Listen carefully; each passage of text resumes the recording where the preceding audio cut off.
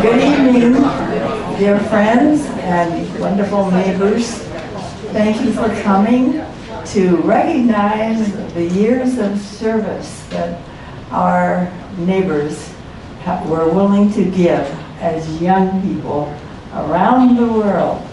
I wish that we could have the budget for the Peace Corps that we have for the Army, the Navy, the Air Force, and the Marines. But at least we have the Peace Corps, and we are indebted to President John F. Kennedy, who in 1961 decided that he would create it, and the year afterwards the Congress voted to authorize it. Since then, the Peace Corps has sent 235,000, mostly young people. There were a few, like President Carter's mother, who went as elder people, but most were young people. And some of those young people are in front of us tonight. When I first asked them if they would be willing to come and talk, I thought it was rude to ask them for less than 30 minutes apiece. Many of them said, oh, it's so long ago, 5 or 10 minutes will be plenty. But they have come up with a few more than 5 or 10 minutes. And tonight we are privileged to have Alice Meleney, who served in the Philippines, and Bill Roach, who served in Iran, and Dr. Henry Kuharic, who was an instructor and orienter in Bolivia, talked to us for approximately 10 minutes, which is an abbreviation of memories that they have, but they are sharing that with us.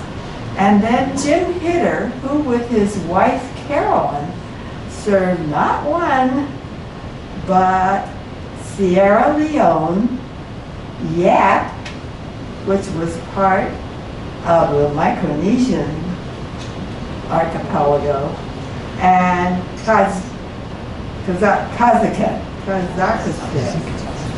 And he will be talking longer because he will be giving more background and more present update of what is happening with the Peace Corps. About 7,000 were sent home at the time of the COVID worldwide infection. Now some are back, and he will be bringing us a report of that. We are indebted tonight, of course, for wonderful Lisa Ransom, who provided us with the map and set us up with our recording, which John Pound is supervising. Jean Durning and Adele Reynolds will be circulating microphones for questions after the presentations, and Carol Roach will be the authoritative timekeeper, waving pennants when people are talking. Thank you for being here, and let us applaud in advance so we know we'll be good.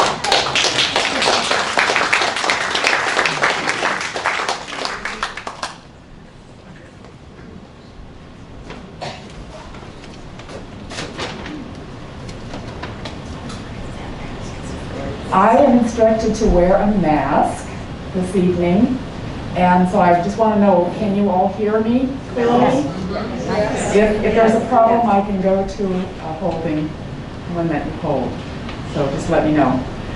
I went into the Peace Corps later than the speakers from last week. I went in 79 and 80, and by that time I did not have a lot of expectations of changing the world. I had just finished a master's degree in anthropology, and for me this was field work. This was an opportunity for me to do a lot of journaling and learning while I was there.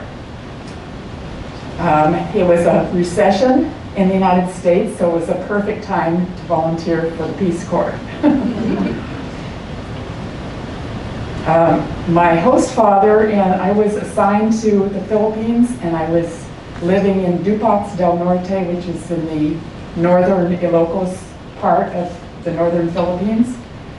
My host father had lived in the Los Angeles area and been a chauffeur for all kinds of wealthy and famous people. So he had a very particular idea of the United States. And I was quite impressed, but I didn't think that's what I was supposed to be doing in the Philippines. So I found a minority group up in the mountains from my town called Leone. It was like it was actually a resettlement area where dams were being built around places in the Philippines, and people were being moved they were being displaced. And Leone was one of the places they were sent to. So it was a minority group of various peoples in various parts of the northern Philippines. I spent a lot of time just trying to get acquainted and to know my community. And I noticed the strength of the family and the strength of the community when I was there. It made me extremely homesick. But I did arrange for meetings, especially the older women in the community, and they wanted to know how to make tofu. So I found a person from the lowlands, a teacher from the lowlands, to come up to Leone in the mountains and teach a class on tofu. And in that process, I realized that in this mountainous community, there were times of the year when it was hard to get protein, especially for the children.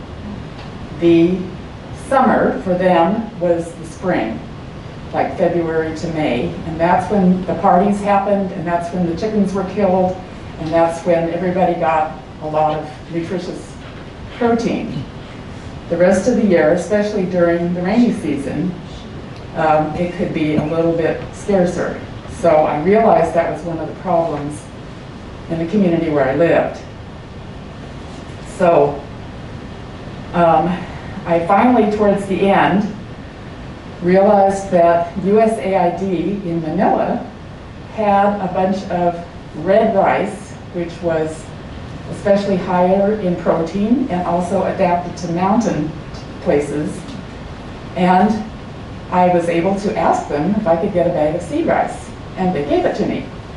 It's one of the good things about being a Peace Corps volunteer. So I shepherded that huge bag of seed rice from Manila up to the Leone area, and by that time I knew the community leaders that I felt were the right people to give the rice to. They would divide it into four. They would, each of 4 leaders would take this amount of seed rice and plant a field, and then when that was harvested, they would disperse it further out into the community. And so by the time I left, I felt like I had done something to help the community, even though it was pretty minor. When I came home, it was Seafair in Seattle. And the flags were all flying, and the boats were out in the water, and everything was shooting around. I was just so happy to be home. It was great. But I loved the time that I was in the Philippines, and I feel like I really made an effort to see the world from a slightly different point of view. I also fell in love with baskets when I was there. Rattan baskets are the really sturdy, beautiful ones. This is one that probably would have been on someone's head. You would put a cloth on top of your head and then put this up here. And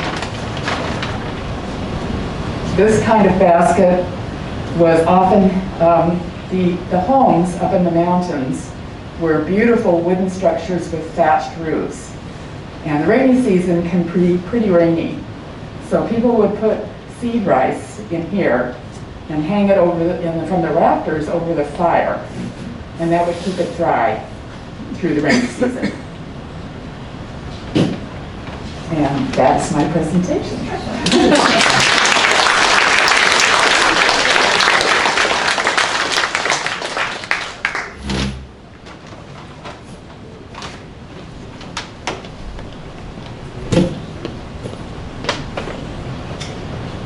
Well, good evening.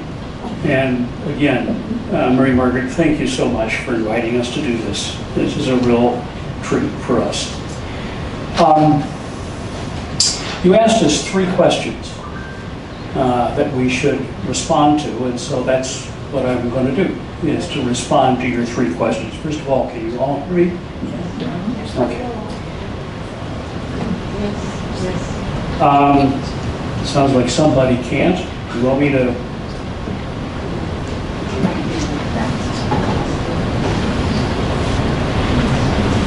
Is this better? Yes. All right. Well, why did I volunteer for the Peace Corps?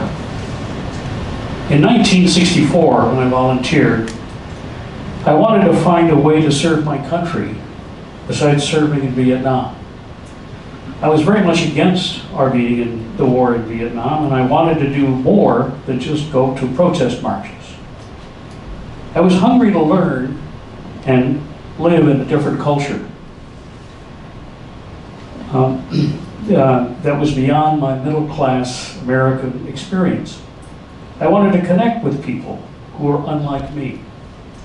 I wanted to learn a new language, and I wanted to do something practical and useful. Well, where did I go? As you know, I guess I went to Iran. However, I had asked to go to Nepal. Like a lot of government programs, they send you where they want you to go. And I have this cursor, and where that hand is. I was one of the first groups to be assigned to Iran.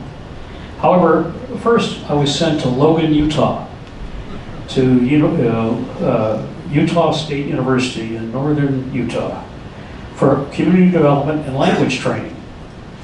That training was set in the context of a very Mormon culture, which provided its own distinct culture shock for a boy from St. Louis. In my first assignment in Iran, I found myself alone in a small village on the Persian Gulf, right here, opposite Kuwait. In a small village in a government-run irrigation station in the oppressive heat of the Persian Gulf, in a date-growing country, up to 120 degrees in the shade. This was very much unlike my training program colleagues who were assigned to live in pairs in various Iranian cities and towns and small towns and had Iranian counterparts. As I mentioned, I was alone. I was to form agricultural co-ops among the farming villages. This is without being a farm boy myself, and the concept of a co-op movement was completely unknown to almost every Iranian that I talked with. It must have been the dream of someone from the agricultural ministry in Tehran who had no knowledge of the subsistence farming area that I was in. So I was also equipped with only rudimentary Farsi at the time, and very, very few people spoke any English. This was a desperately poor part of Iran, where local villagers subsisted on a diet of dates that they grew, plus a thin wheat bread, very much like the papadum bread that you might find in India, those of you who are experienced with Indian food. The villagers earned a ration of wheat supplied by the American Care Organization for their work in maintaining the local irrigation ditches. that wheat was surplus wheat given to from the United States.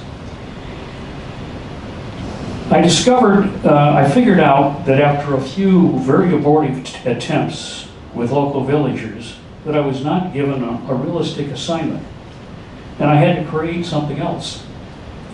I discovered a UN health team fighting malaria who were regularly coming through my village, and I asked if I could be of help to them. Their task was to periodically test local villagers to try to determine the rate of malaria within this swampy area in order to develop intervention strategies. It turned out that their only interest, really, for me, was to learn English. So I did my best with no former English teaching and certainly no equipment, no materials, to try to teach them English with limited success. However, while traveling with these UN workers in the local villages in our district, I discovered that each village hut had a very primitive open latrine with no covering to keep out the flies. Luckily, after a few months, an Iranian healthcare worker was assigned to the government irrigation station. I asked him if there was something we could do about the primitive open latrines in each village, and informally adopted him as my Iranian co-worker, since I was never assigned one. And he was happy to do that. After lots of back and forth, he proposed a project to make plaster water seal coverings for each latrine to keep out the flies. But to do that, we had to make the forms to make the plaster coverings. And so we spent about 6 weeks trying to perfect that service. We did. And I spent the remaining of that first year assignment producing these water seal privies with him and distributing to villages nearby us. I found the villagers very receptive to our efforts and very friendly to me as an American. However, my Iranian co-workers always had two questions. Who killed Kennedy? And why was America in Vietnam? Needless to say, they were very skeptical of the one bullet theory, since they all had many personal experiences of assassinations in their country. And they also had a very difficult time explaining satisfactorily why we were in Vietnam. In my second year, I was asked to come to Tehran to work in the Jewish ghetto of 5,000 people close to the bazaar. Jews were a persecuted minority in Iran, and I worked with the American Joint Distribution Committee to help resettle Jewish youth to Israel. The Joint Distribution Committee was formed in World War II to help resettle European Jews who survived the Holocaust. And their charge had been recently expanded to include Iran. Now, while the Shah was the only Middle Eastern leader who recognized Israel at the time, Jews in Iran were only allowed to perform the various prescribed roles, such as being itinerant peddlers or body washers for the dead. My task was to enroll Iranian Jewish youth in skill training programs which would enable them to successfully immigrate to Israel. I got them started, but unfortunately never found out how many actually immigrated. The third question was, what effect has the Peace Corps had on the rest of my life? One major impact of the Peace Corps experience gave me the value of persistence in the face of ineffective and unrealistic assignments. I learned the value of flexibility and patience. I also discovered a sense of community service, which has guided my professional career. And finally, I believe I have a sense of purpose, which serves me to this day.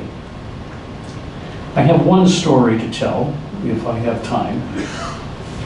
And it happened when I was in my village. One day, I received a box, a big box, and I opened it, and there was a whole case of Baby Ruth candy bars that had been provided by the same American Care Organization that provided the wheat to the workers. And I was quite perplexed with this. No one explained where it came from, why it was there, or whatever. But I guess I was supposed to spread it out around, and I didn't feel that was really appropriate for me. That's not what I was there to do. However, I had to get rid of these. It was hot there, and I'd like to see if I couldn't find some use. And so I gave a couple to some kids to see if they liked. They didn't like them at all. But there was a woman who'd heard about this and came knocking at my door and asked if she could take 4 or 5 of the bars. And I said, sure. So I gave them to her.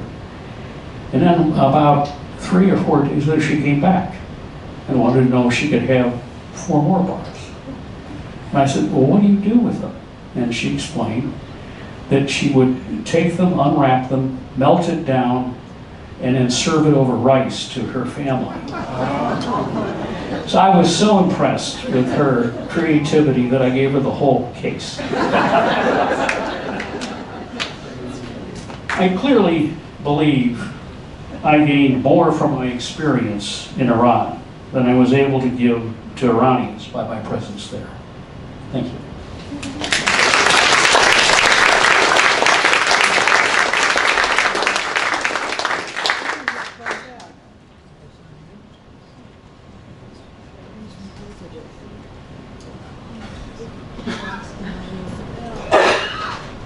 You hear me now?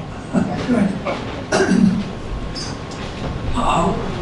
I was serving as a medical consultant to the Peace Corps at the University of Washington on many different programs, and we had a lot of exotic experiences. For example, the people going to Nepal, because they had to climb up hills, if they had a pilonidal sinus, I don't suppose you all know what a pilonidal sinus is. That's a little cyst at the very base of the spine, which left over from the formation of the spine. And walking uphill and rubbing your clothes on it caused many of them to get infected. So I had to turn all of my recruits to drop their trousers so I could, or dresses or whatever, so I could see whether or not they had a pilonidal sinus. And if they did, these had to be removed before they could go to their appropriate destination. And anyway, I also, Bolivia had requested a tuberculosis program, and they thought maybe that might bring it here. And since I was also a tuberculosis consultant for the Olympic Peninsula, especially with the native Indian population, they thought I would fit right in. So I took the challenge, which was a very interesting experience, because Bolivia had, you all see Bolivia's landlocked. It's about an 80% Indian population. And the reason they were having so much trouble is the isoniazid, which was the major drug, many people, they were resistant to it. So we had to find a new drug. And it turned out that a semi-thiocarbazone, which is toxic to white people, was okay with pigmented people. And so we were able to use it in Bolivia, which was very good. And so I got all the volunteers to train. They were very interesting people. Many of them were college graduates who hadn't settled down yet. Many of them were middle-aged people looking for more adventure. And some of them were retired people who wanted to do something worthwhile. And the only one that I thought was the problem was this debutante from New York who wanted to expand her horizons. And she was very eager to do everything until it got to killing a chicken, because that's the way they had to take their meat home because there were no refrigerators. So she had to drop out at that point, which was unfortunate. The volunteers on the whole were very easy to train because they were eager to get going. And they were scattered all over Bolivia in little tiny villages. You all saw that it's a very mountainous area, and there's these villages are scattered all through the country. Many of them, we had several volunteers that were down in the Yungas. You all know where the Yungas is? The Yungas is, you go through a 17,000 pass above the capital of Bolivia, and for 32 miles along the side of a cliff. It's called the most dangerous highway in the world because there's nothing but crosses along the way, because anybody that got off the road was dead because it was more than a mile or two down. Anyway, but once you get there, you go from the snow-covered mountain to a tropical village, a Shangri-La, I thought it was, because it was all palm trees and ferns and things. It was a gorgeous place. And fortunate, we had several groups that were fortunate to be in there because these little villages down there didn't really come out of it very often. So we had a population that was captured, so to speak. Let's see, I didn't tell you about semi-thiocarbazone yet, did I? Because the main reason Bolivia was having trouble was because many of their patients were resistant to isoniazid, which was a major drug at that point. But it turned out, as we searched for drugs, that the semi-thiocarbazone, which again was toxic to white people, worked perfectly fine in people who had some pigment. So that was our specific drug. And this was an easy program to train because we had a very specific project, and everybody could stick to that and perform without having to arrange other problems. When they got there, their first problem was to get everybody x-rayed, and anybody who had a positive x-ray got sputum tests, and then the sputum tests were checked, and of course most of them were isoniazid resistant, but fortunately we had these other alternative drugs. And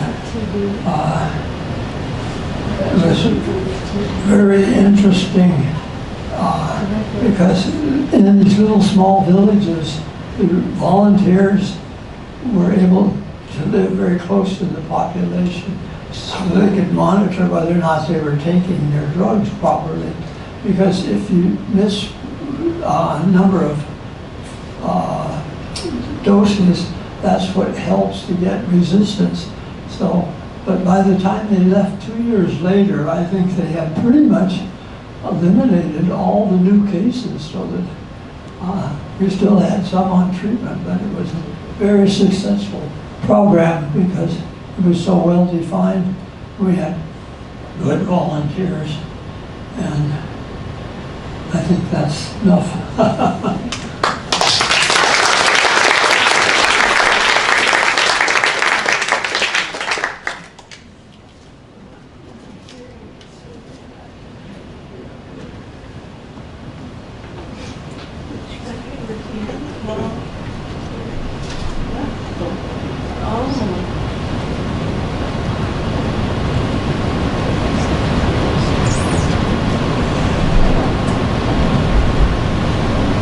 Well, I'm going to try. Ooh. I think I come through pretty good on this. It's nice to see you all here. It's wonderful. A lot of you have heard my stories as time has gone on in my 3 years here. But I have to tell you that everything I say, other than a small portion at the beginning, was not only my experience, but it was an experience of Carolyn, my wife. So sometimes I will say, I did this. Really, it was a lot of we involved in this. Now, the questions that Mary Margaret proposed we answer, I'll start off with, why did you become a volunteer? It's very personal, and it involves a great failure in my life. I tend to deal in anecdotes here. And in 1961, I was going to graduate school. I was an aerospace engineer, and I quit a job at doing helicopter design in order to get an MBA. And I went off to graduate school, and I went to Utah from Connecticut because I wanted something different. Going to Utah was pretty different. And while I was there, I was getting this MBA, it was fine, but I was not particularly looking forward to going back to work in the same kind of aerospace engineer role. Well, the Peace Corps subject came up amongst the graduate students. Utah was a great recruiting ground for the CIA, amongst other things, but it also is a great recruiting zone for the Peace Corps. At that time, in 1961, there was a test given that was sort of like the Foreign Services there. This is way before I ever met Carolyn. I had never been in Seattle at this time. And I took the test and promptly forgot that I took it and went off, finished my studies, went to California, and was working in a solid rocket program, blowing things up. It was kind of, technically it was a nice job, it was fun. I mean, what young man doesn't like to play with explosives and blow things downrange, as we said. Well, about 2 years into this job, I was getting antsy again. And I was also getting old enough, so I didn't need to be in a defense industry in order to stay out of the draft. And the cutoff was about 26 years at that time. So I could say this is, I'm going to run over my time if I tell this kind of detail. About 2 years into this job, I got a phone call and said, remember you took this test to be in the Peace Corps, and now your name has come up, and would you be interested in a program in Ecuador? Okay, yeah, this sounds like an adventure. A better adventure than going to Salt Lake City. Ecuador, what the heck would I do in Ecuador? Well, it was a community development program. And what does that mean? I don't know what it really meant at that time, but that was a favorite program for the Peace Corps to train people in. I went off to Puerto Rico for a month. It was kind of an outward bound training. It was very stressful, very challenging. And then 3 months at the University of Denver. And all this time, I was about 26 years old at that time, a little older than most of my compatriots. We started with 70 people in this training program, and they kept doing what was called deselecting people who they didn't feel were quite up to their vision of what makes the perfect volunteer. Well, on the last day, before everybody went to Ecuador, my time came, I was deselected. Heartbroken. I was in love with a woman who was a trainee. She went to Ecuador. I stayed. I went back to California, and I waited it out. I ran my unemployment down till there was about a day left, and I took a job offer at Boeing in Seattle. That brought me to Seattle. That's why I'm here. That's why I'm right here in front of you. Well, a couple of years later, I met Carolyn. We talked about my experience. She got pretty interested. She was a teacher at the time. And anyway, in 1982, we decided that we'd take the chance of volunteering for the Peace Corps as a couple. And that's what we did. Our daughter at that time was a free spirit, basically ran away from home, was living in a teepee in the Sierras. That's another story. But, okay, that's why we joined the Peace Corps. And where did we end up being sent? We went to Sierra Leone, which is this little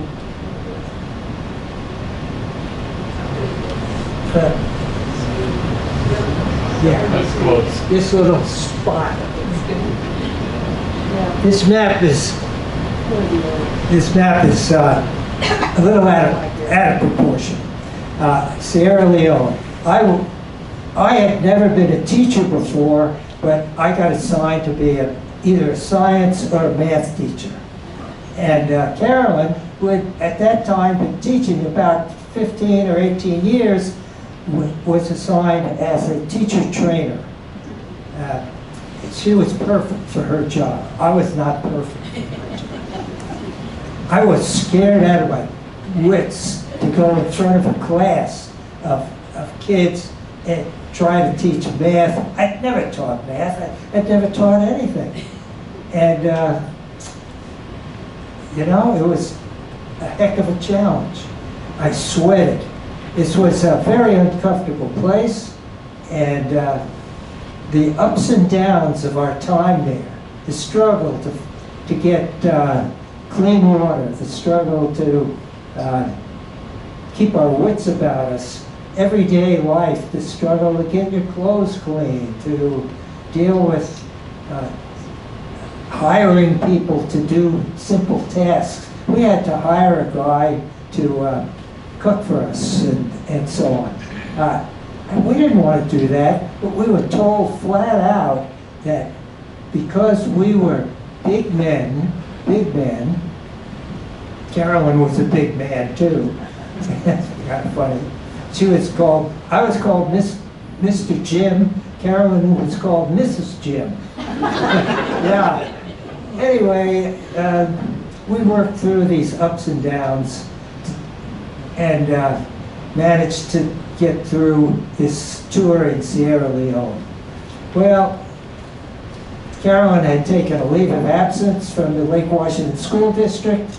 We came back home after 2 years, and she went back to teaching, and I kept being a house husband. I cooked, cleaned, etc., made bread, I even took up making soap.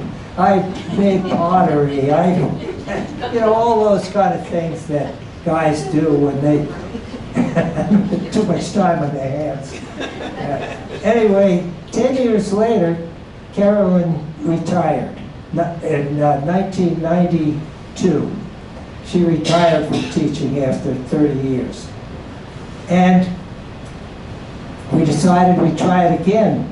And off we went this time to Micronesia.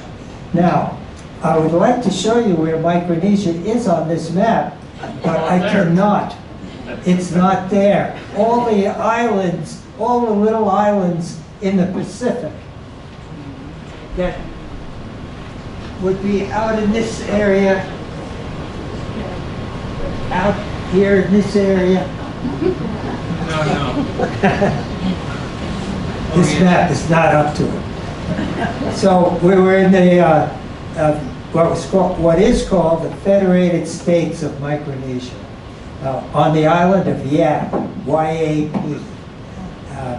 And the Federated States made up of 4 states that are spread out over an incredible distance. This country is gigantic in its spread. If it was overlaid on the United States, it would stretch approximately from Seattle to Pittsburgh. That's how big it is. But if you aggregated all of the land that is comprised of these islands, if you pushed it all together, it would be approximately 4 times the size of Washington, D.C. It was tiny. Tiny in actual land area, but gigantic in its, it's called an economic activity zone or something like that. About 2,200, 2,300 miles wide. Anyway, we were on this little island. Our island actually was small, but it was the biggest island around. It would fit in Lake Washington. Yeah, this island was by far the biggest one in our state. And what I did was, I was assigned as the science curriculum advisor for the state. It turned out to be a nothing job, but Carolyn, she had a very interesting job. She was given the position of a professor at the University of Guam, which was about 600 miles away. And the reason that she had this position at the university was so that she could give credit, college credit, to, well, let me explain here. Teachers on these small islands, some of them had taught for 25, 28 years and never gotten their degree because they were missing 1 or 2 key components in the education curriculum. The main one was student teaching. They couldn't afford the time to go to Guam or Hawaii to do student teaching. There was no way they could do that. So there they were with all the credits except for this one course. And Carolyn could mentor them, monitor them, observe them, and pass or fail them in student teaching. And she did this job for 2 years, and some of these people who did get their college degrees finally were so ecstatic. They would almost bow down and kiss her because of this fantastic service that she had provided. So that was a pretty good deal. My job was nothing. Actually, I want to say they didn't believe in science, but in a way that's absolutely true. And my attempts to institute an environmental science program was a complete failure.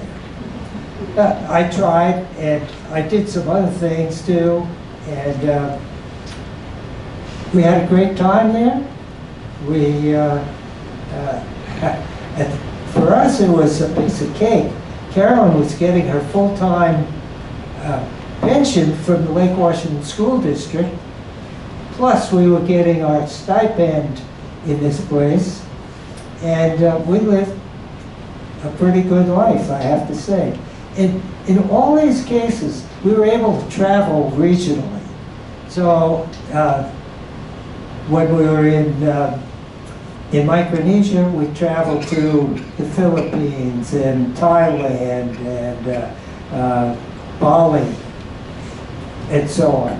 When we had back up, when we were in Sierra Leone, We traveled to Mali and Senegal and the Gambia. It was a fantastic learning experience to go to all these places. Well, as we were leaving the Peace Corps in Yap, we both applied for staff jobs in the Peace Corps. Now these are well-paying, upper-level federal service jobs. And there are a couple of Peace Corps countries where they will take co-directors because the place is so isolated and so difficult to live in. So we figured we could get one of these jobs, but we couldn't. Carolyn got a job, and immediately after we got home, we sold our house in Kirkland and went off to Kazakhstan. Okay, so where's Kazakhstan? Here in Central Asia. I think the cursor, is it? Yeah, it's a big green dot.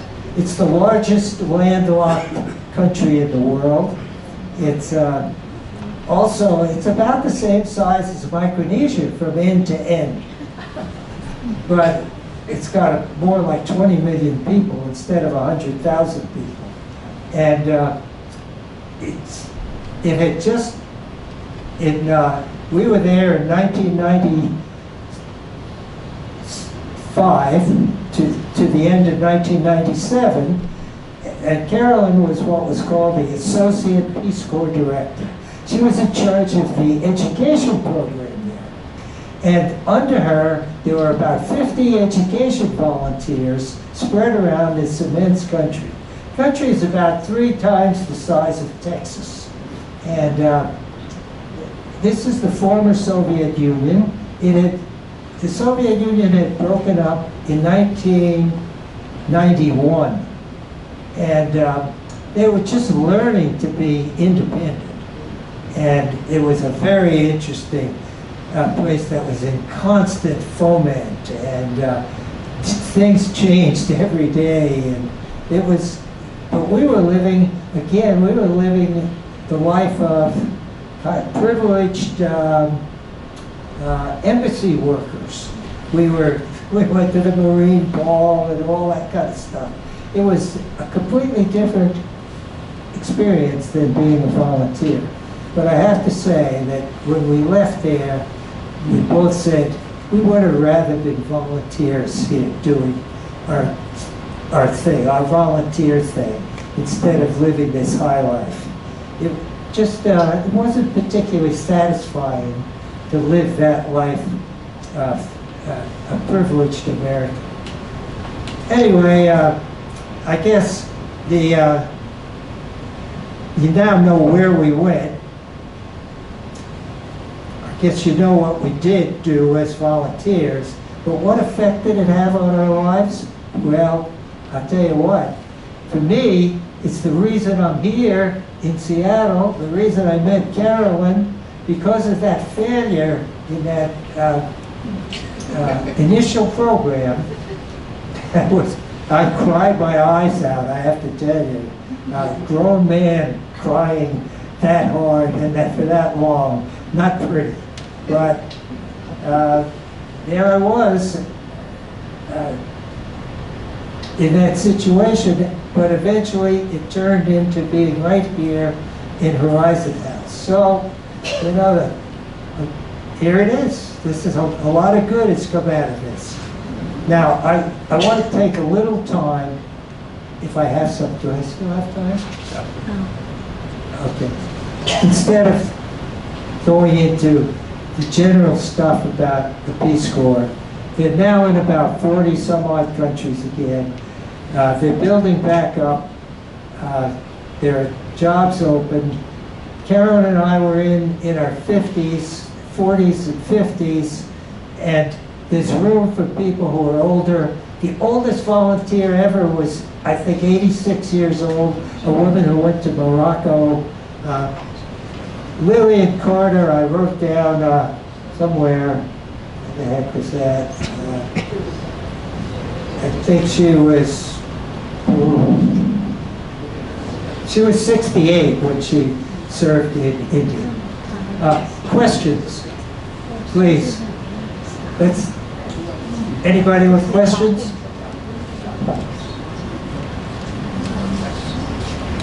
Either for me or for any of the other participants.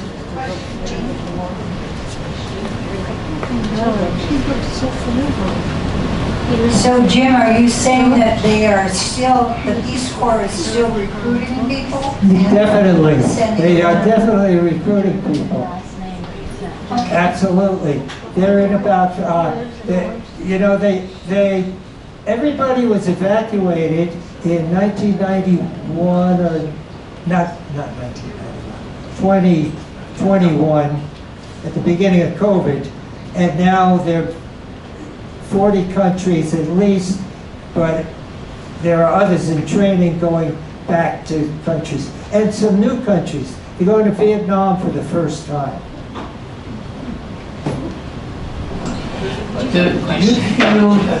Do you feel that you made a difference? I mean, you were such a foreigner. Any one of you, all of you, were very much in cultures that had various attitudes towards America. And so when you brought something, you brought it with a degree of authority, or it was accepted or seen as somebody from above is telling me, and I already know how to live my life, how to pray, how to whatever. So, was it worth it? I mean, did you leave a legacy, in other words? Well, as I think I commented, I think I took much further away from Iran than I gave to them, but I also was very aware of the position I had and trying to not be that person to tell them what to do in any sense. I was part of the culture. I tried to work with them, and that was really very much the orientation of the training we got, and very important at that time. And I mentioned this thing about Vietnam as a great example of needing to be very careful about how I responded. As an American in a country where it was very difficult to express your opinion politically. Very, very difficult. The secret police were very strong there. They followed me on a number of times, so forth. So it was a learning experience for sure, but one of the important things is that you be very careful not to be any kind of all-knowing person. Certainly, when you can't speak the language very well, I was able to by the end. And that is right away a humbling aspect of your time there. Thanks, Bill. I have to agree with Bill completely. Of the hundreds of volunteers who I've met, I have to say I've never met one who didn't say he got more out of it than he gave. This is just universal, that volunteers come to understand that they come back home with a heck of a lot richer than they left the people there. And I tell you, a little further, the Peace Corps has 3 goals that every volunteer is well aware of. One is to bring some skill that may or may not be appropriate, but it's a skill that the country has asked for. The second goal is to make Americans aware of a foreign culture, and we're doing that right here tonight. So we're in fact performing one of the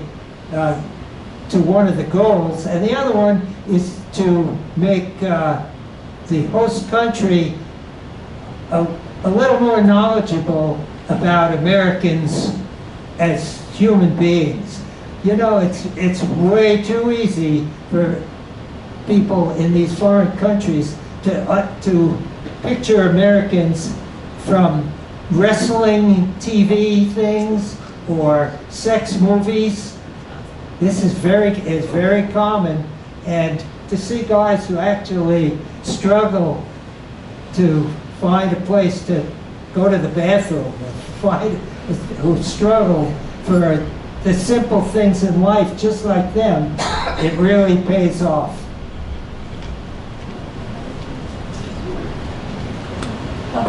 Can you hear me? I'm the proud mother of a Peace Corps volunteer, and I'd be curious to know, are there other parents in this room who had children in the Peace Corps? Yes. Quite a few. Wow. Well done.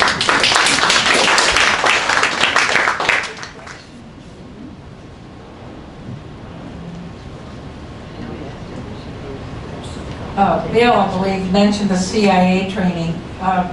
Was everybody 100% trusting of you, or was anyone suspicious that you were? Oh no, there was suspicions, of course, and one had to work very hard to work through those to a point where you accept that to begin with. One of the important things I can recall more than anything else was people saying in Farsi, Amerika hamichiz hast, meaning you have everything in America. And so part of what we need to do is to really explain that that's not the case, and that we have poor people and we have problems and so forth, so that there's more of a human view of who we are and what we struggle with.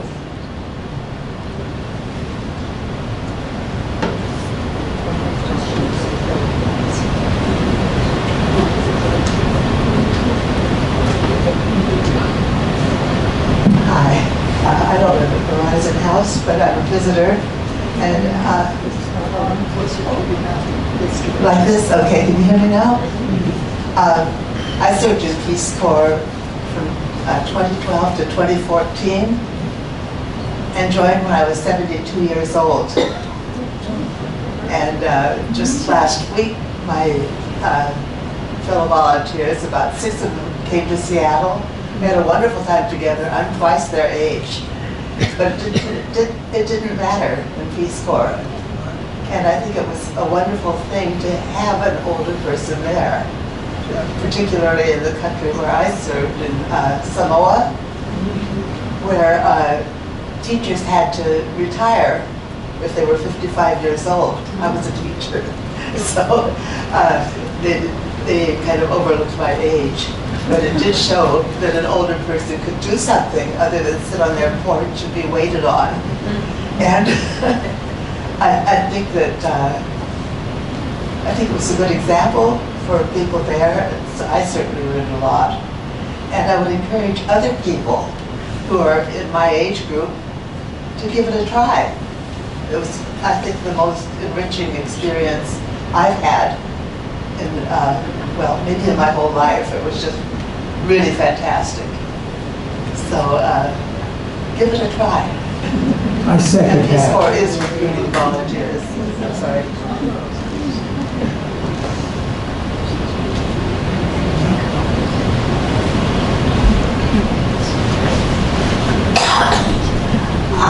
I was inspired by every talk, and I would love to ask everybody a question, but being a nurse, I will focus on you, Henry. I was surprised to hear you say that in Bolivia you went around x-raying people. What happened to the prick in the skin?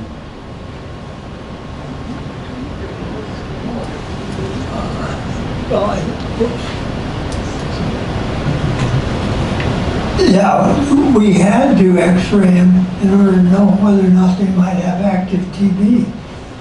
But, you know, here, when we want to know if someone has active TB, we give them a bubble.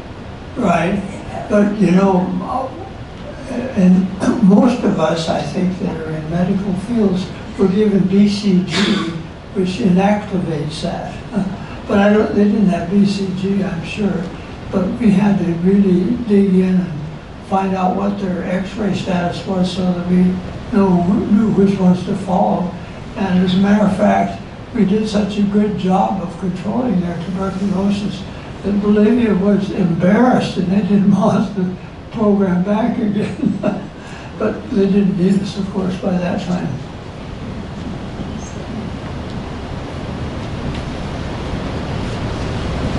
Questions? Thank you guys very much.